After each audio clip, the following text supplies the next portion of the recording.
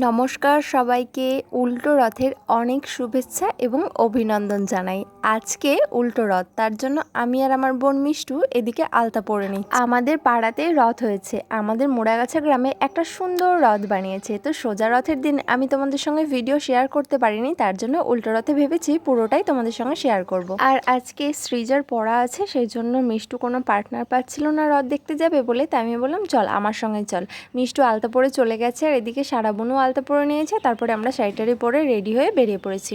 এই দেখো চলেও এসেছি রথের কাছে। আমাদের বাড়ি থেকে 5-6টা বাড়ির পরে এখানে মাসির বাড়ি করা হয়েছে। আমরা যখন এখানে গেলাম তখন কয়েকজন মাত্র লোক ছিল, আর রথটাকে সুন্দরভাবে ফুল টুল দিয়ে সাজাচ্ছে। এখানে দেখো রজনীগন্ধা, গাঁদা, গোলাপ, বিভিন্ন রকমের ফুল এবং কাগজেরও অনেক ফুল দিয়ে সাজানো হয়েছে। মায়াপুরে যেমন দেখেছো বড় বড় রথ হয়, আমাদের গ্রামেও কিন্তু এই রথটা অনেক বড়, 3 তলা রথ। তো যাই হোক, আমি এখানে প্রণাম করি, ঠাকুরকে প্রণামী দিয়ে আমরা গোবিন্দর ভোগ নেব, কারণ এখানে জগন্নাথ দেবের ভোগ দেওয়া হয়েছিল, তারই প্রসাদ সবাইকে দিচ্ছে। আর একটা কথা তোমাদের সঙ্গে শেয়ার করতে ইচ্ছে হলো, যেটা হচ্ছে এখানে অনেকটা প্রসাদ রথে করে নিয়ে যাওয়া হয়, আর গ্রামের সমস্ত মানুষদের, সমস্ত ভক্তবৃন্দদের সেই প্রসাদ বিতরণ করা হয়, মানে প্রত্যেককেই দেওয়া হয়। এই যে দেখা যাচ্ছে উপরে একজন বসে আছে, তিনিই সবাইকে প্রসাদ দেবে। তো এখানে আমাকে দিয়ে দিয়েছে গজা, আর তার আগে একটু ভোগের প্রসাদও দিয়েছিল, পরমান্ন ভোগ।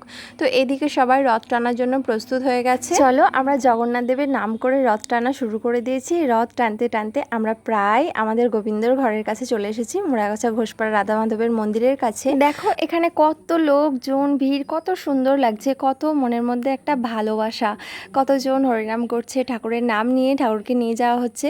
আর এদিকে দেখো ছোট ছোট পুচকেগুলো রথ নিয়ে চলে এসেছে। আমি রথের সঙ্গে পুরো গ্রামটা ঘুরতে পারিনি, কিছু দূর এসে তারপরে বাড়ি চলে এসেছিলাম। তো যাই হোক, ছোটো বাচ্চাদের রথগুলো অনেক সুন্দর সুন্দর। আমি এই বাচ্চাটার রথ টানলাম, প্রথমে আগে ওই বড় রথটা টেনেছি, তারপরে এটা টানলাম। তারপরে জানো কি হয়েছে, সব বিকেল থেকে কতগুলো রথ এসেছে। আর এই দেখো সন্ধ্যা হয়ে গেছে, তাও অনেক ছোট ছোট বাচ্চারা রথ নিয়ে এসেছে, আর লাইট জ্বালিয়েছে, কত সুন্দর লাগছে তাই না? ছোট বাচ্চাদের এই আনন্দগুলোই তো অনেক ভালো লাগে।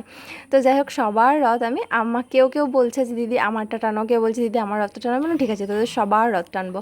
তো সবার রথ একটা একটা করে পরপর রথ টেনে নিয়ে তারপর ওদেরকে বললাম রাত হয়ে গেছে, চলো এবার বাবু বাড়ি যাও সবাই মিলে। তো খুবই সুন্দর লাগলো। জানো তো, আমরাও ছোটোবেলায় এরকম ছোট ছোট রথ বানাতাম, রথ বানানোর জন্য কান্না করতাম। তো যাই হোক, ওরা তো বাড়ি চলে গেলোই, আর আমাদেরও বড় রথটা চলে এসছে মন্দিরে, সারা গ্রাম ঘুরে। আর এদিকে ভোগের প্রসাদও দিয়ে দিয়েছে।